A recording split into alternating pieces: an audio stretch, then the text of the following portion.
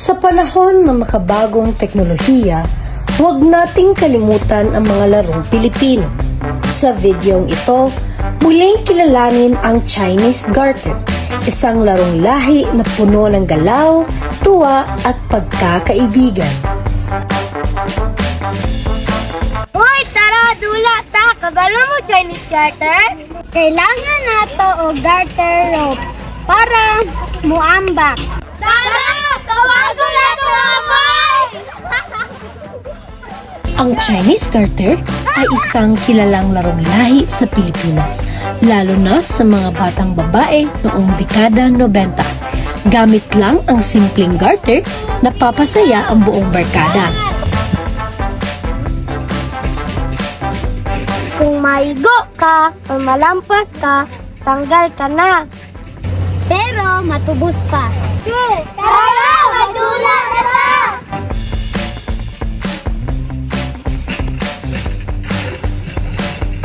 Dalawang manlalaro ang hahawak ng garter sa kanilang mga binti. Nakaayos ito sa ankle level.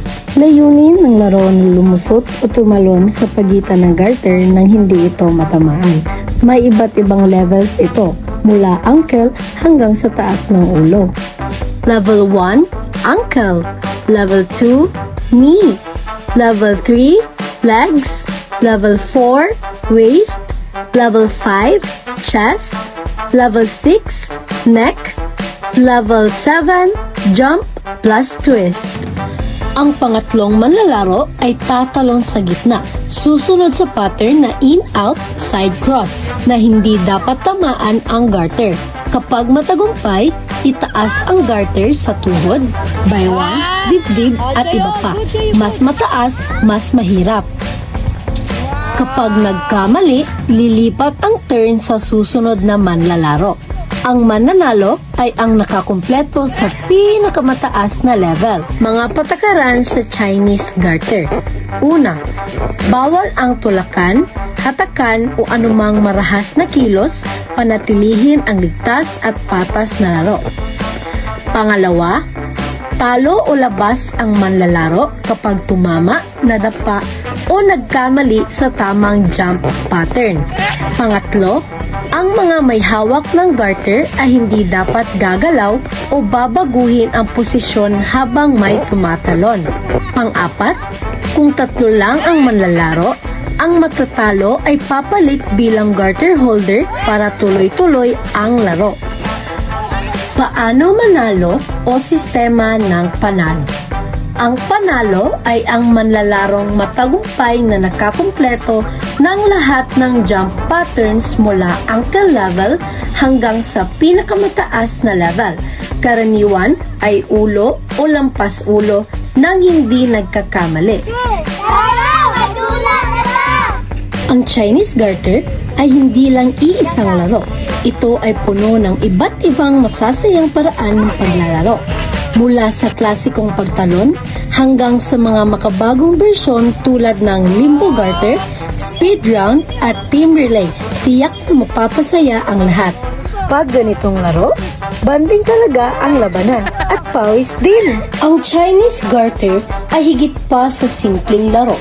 Isa itong simbolo ng pagkakaisa, liksi at kulturang Pilipino. Ipagmalaki natin ang larong lahi.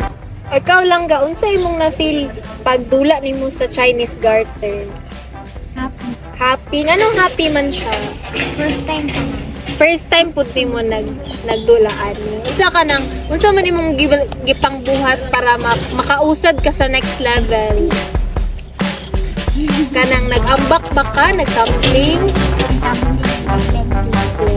Mao na siya ang kanang imong gipangbuhat. Pag kanina nadula kauban si mga kauban ay kanang mga classmate o mga amiga, lingaw siya para sa inyo, ha? Ano lingaw man siya? Kay makauban mo sila. Lingaw ang Chinese Garter? Yes! Anong lingaw man? Ay makauban na mga friends. Sige, unsa man yung ginapanggula na ano karon Chinese Garter? 10-20 Bang! Bending. Tumbling. Oh, tumbling. Flip. Oh, triangle. Wow! Okay, unsa man yung na-feel pagdula ninyo sa Chinese garter? Lingaw kayo. Anong lingaw man siya? Kaya nakasama ako mga friend. Oh, unsa pa? Dili lagi mo Unsa pa man ka na? Lingaw mo ambang. Ah, lingaw mo ambang. Tumbling. Oh. Katong taas ang Chinese garter. Yun sa man to ninyo pag pag-abot sa level. Garter. Ah, paglakang. Unsa pa? Tumbling. Tumbling. Amba. Para maka-proceed na mo sa next Level. level. Lingaw siya para sa inyo. Ganong lingaw man siya para sa inyo?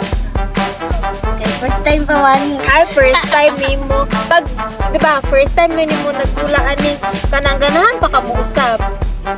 Unsa po din mo ang mga gigamit na mga kuan ka ng lihok para makausad ka sa next level.